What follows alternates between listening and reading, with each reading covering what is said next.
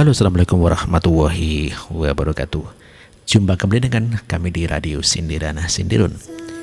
Tentunya kami selalu berharap Anda diberikan suatu kesehatan, keberkahan, dan rezeki yang berlimpah ruah dimanapun Anda berada. Ya, baik di dalam negeri maupun yang sedang merantau di luar negeri, tentunya demi menggapai masa depan yang lebih gemilang, begitu bro. Sukses selalu buat Anda semuanya. Oke.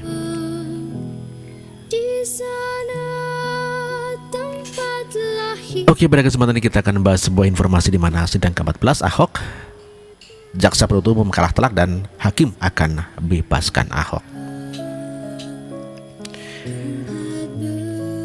Sebagaimana dikabarkan bahwa sidang Selasa 14 Maret, inilah saksi-saksi yang meringankan Pak Basuki Cahayapurnama alias Ahok.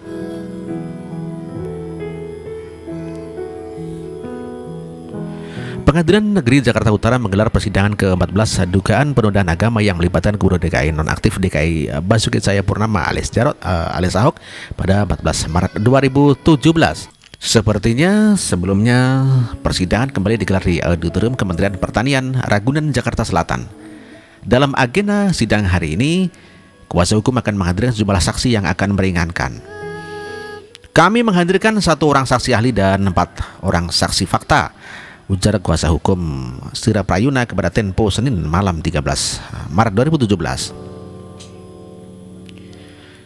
Adapun saksi yang akan hadir diantaranya adalah ahli hukum pidana dari Fakultas Hukum Universitas Gadjah Mada Edward Omar Sarif Hariait, dan kemudian saksi ahli adalah pegawai negeri sipil Kabupaten Belitung, Provinsi Bangka Belitung. Selain itu, kuasa hukum menghadirkan seorang guru dari Sekolah Dasar Negeri 17 Badau Tanjung Pandan, Belitung Timur, Ferry Lukmantara. Kemudian Suyanto, seorang supir asal dari Dusun Ganse Gantung, Belitung Timur, juga ikut dihadirkan. Kuasa hukum juga berencana menghadirkan Fajrun, teman SD Ahok dari Dusun Lenggang. Dalam persidangan sebelumnya, tim kuasa hukum Ahok menghadirkan kakak angkat Ahok, Andi Analta Amir, politikus Partai Golkar Bambang Waluyo Wahab, dan serta mantan calon wakil gubernur Bupati Belitung Timur Eko Cahyono. Namun majelis hakim menolak kesaksian Analta karena ia pernah menyaksikan pemeriksaan saksi di dalam persidangan. Daftar saksi yang dihadirkan Ahok di sidang ke-14 ini dari kabar Tribun. Sidang ke-14 kasus dugaan penistaan agama dengan terdakwa Basuki Cahayapurnama alias Ahok kembali dilanjutkan. Sidang memasuki agenda pembuktian. Kuasa hukum Ahok menghadirkan 3 saksi dan saksi ahli. Mereka diantaranya adalah PNS Bangka Belitung yang juga mantan ketua Panwaslu Belitung Juhri. Kemudian Suyanto sebagai supir keluarga, ada juga Fajrun yang diketahui sebagai teman Ahok. Ketiga saksi diharapkan mengetahui tentang fakta-fakta di lapangan dan akan mengungkapkan semua kebenaran terkait latar belakang kehidupan Ahok. Sedangkan saksi ahli yang dihadirkan adalah Edward Omar Sarif Hariait. Ia adalah ahli hukum pidana dari Universitas Gadjah Mada.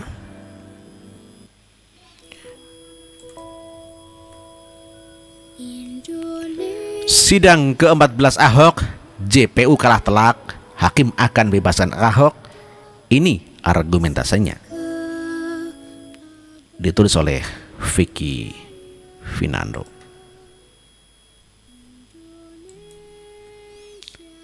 Sidang ke-14 Basuki Cahayapurnama alias Ahok yang didakwa melakukan penodaan agama Islam makin menguntungkan Ahok sebagai terdakwa, dikarenakan ada rangkaian keterangan saksi yang saling bersesuaian bahwa Ahok sangat mencintai agama Islam.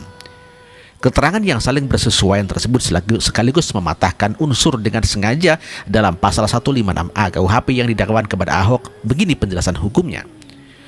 Penjelasan hukum atas patahnya unsur dengan sengaja dalam pasal 156A KUHP.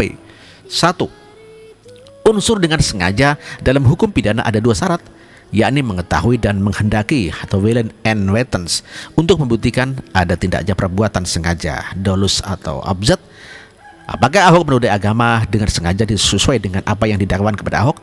Tidak cukup hanya dengan membuktikan syarat mengetahui willing saja, tetapi syarat yang menghendaki atau wantons pun harus dapat dibuktikan.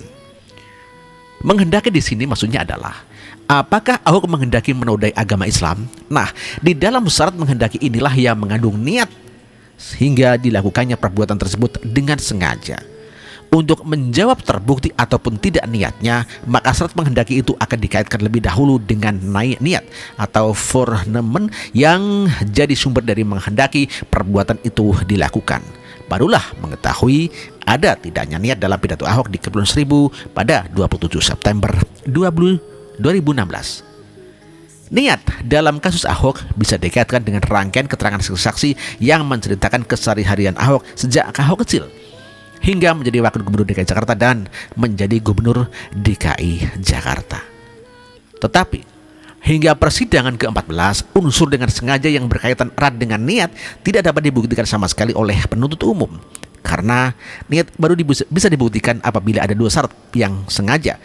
Dengan sengaja terbukti terlebih dahulu.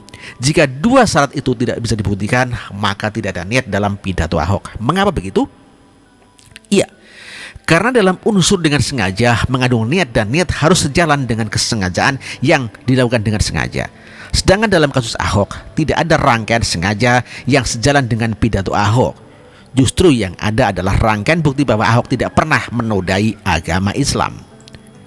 Sehingga dengan tidak dapat dibuktikannya dua syarat utama unsur dengan sengaja, maka langsung menepis jauh niat foreman Ahok menodai agama yang didakwakan kepada Ahok. Ahok tidak menodai agama. Seperti itulah pendalaman hukum dalam menggali niat Ahok.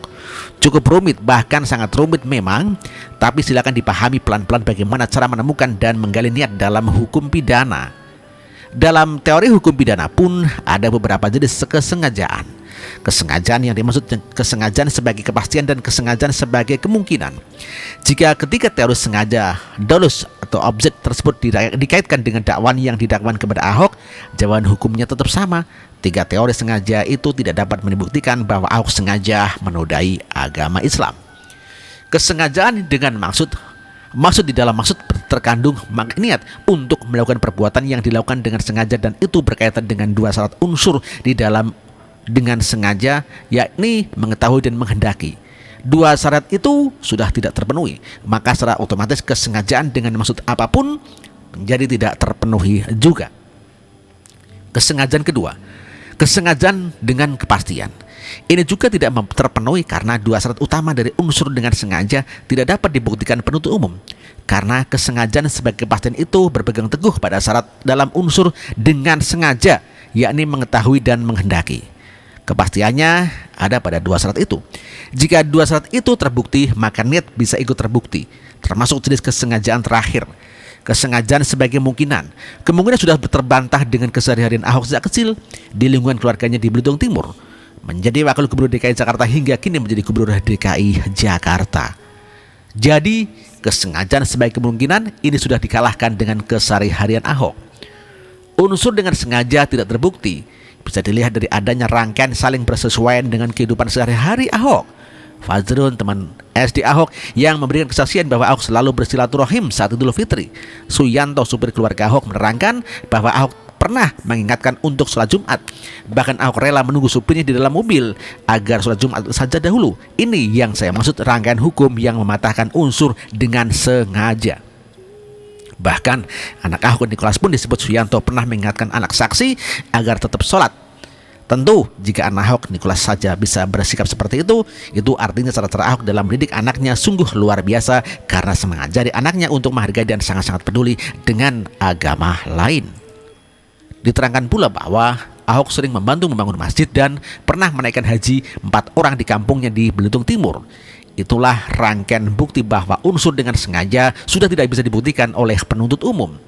Dari rangkaian saksi-saksi tersebut dikaitkan dengan uraian panjang mengenai unsur dengan sengaja dan niat, maka secara hukum Ahok telah terbukti tidak pernah menodai agama, bahkan sangat mencintai agama Islam.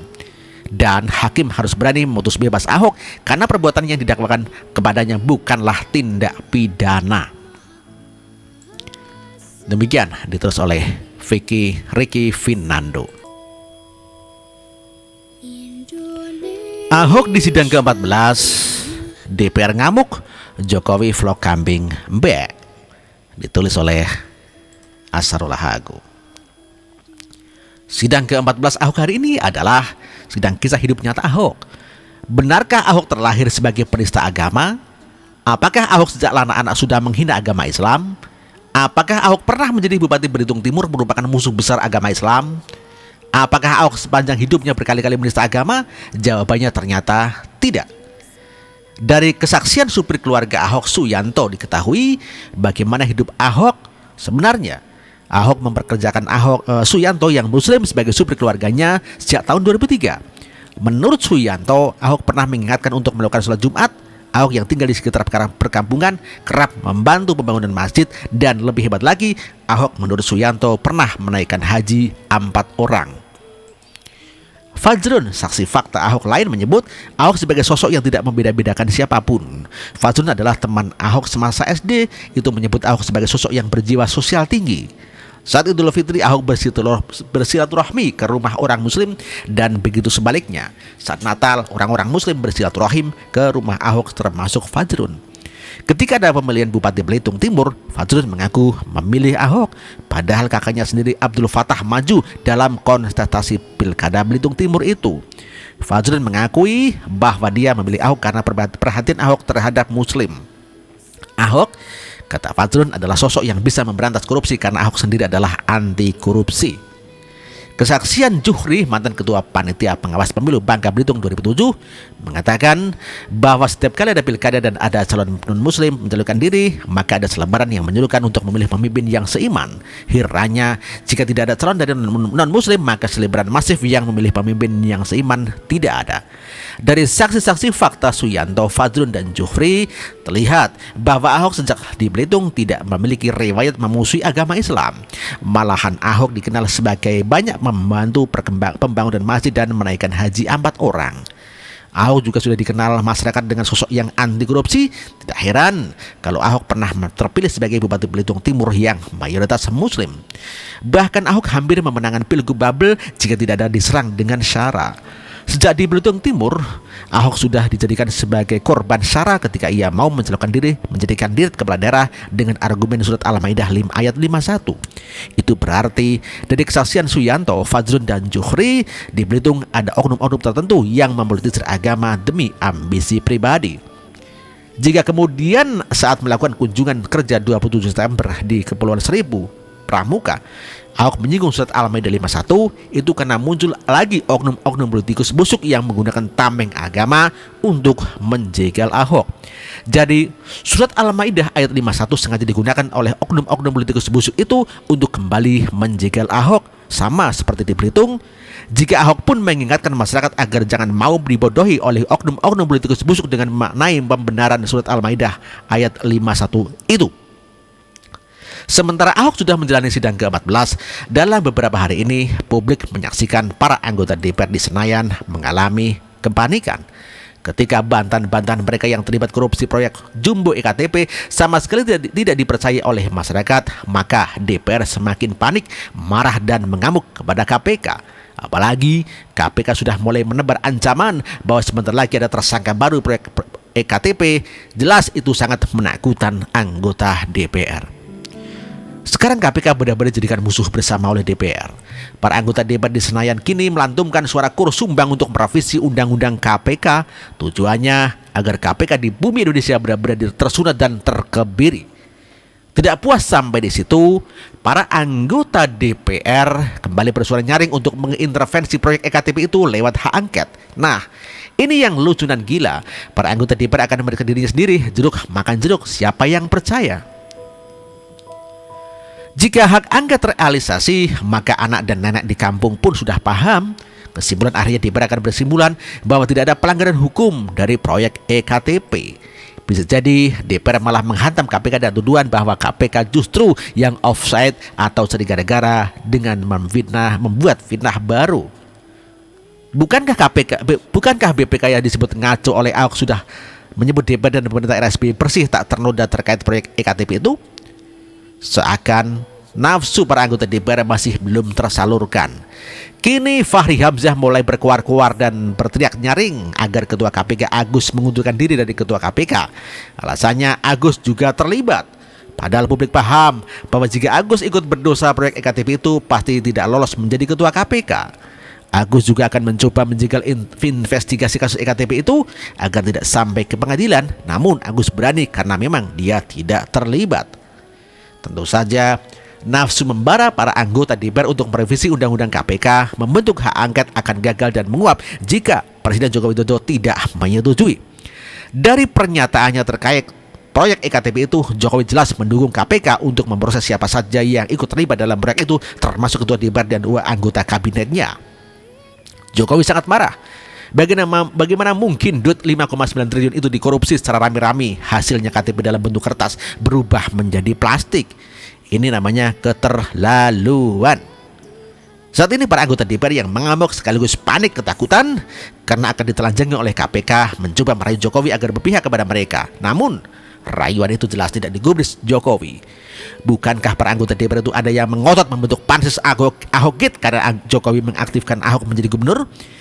Pada Jokowi patut senyum-senyum menyaksikan tingkah dan perilaku anggota dewan yang gemar korup itu.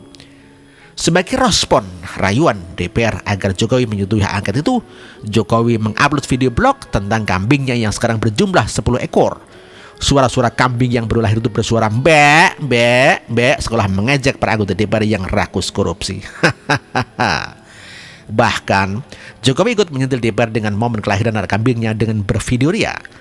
Menurut Jokowi, dalam videonya, lewat kelahiran anak kambing itu lahirlah sebuah pembaharuan, amarah dan berkah yang bermakna optimisme. Selama merekam video vlog, Jokowi diiringi oleh suara mbek-mbek pemeliharanya. Mbek, mbek, jangan korupsi mbek. Demikian bro, dan ini adalah videonya blognya Pak Jokowi. Kita bisa tonton. Maka di situ ada kecintaan. Pagi ini saya merasa gembira sekali.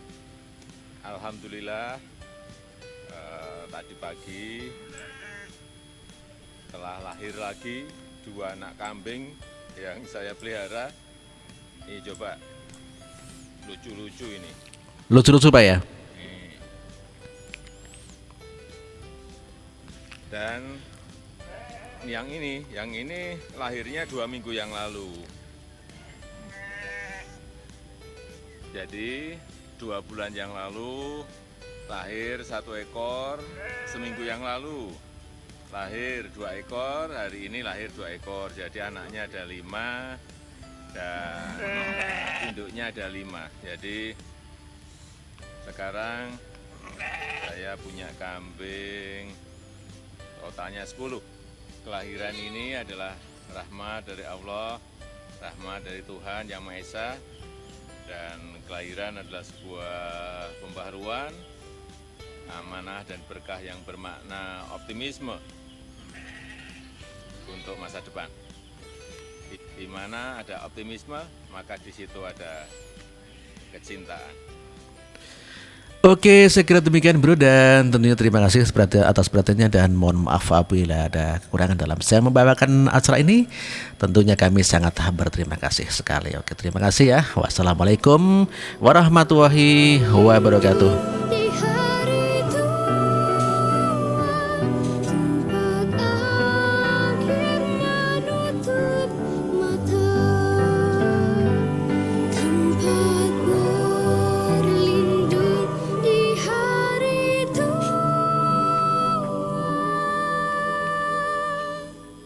Tempat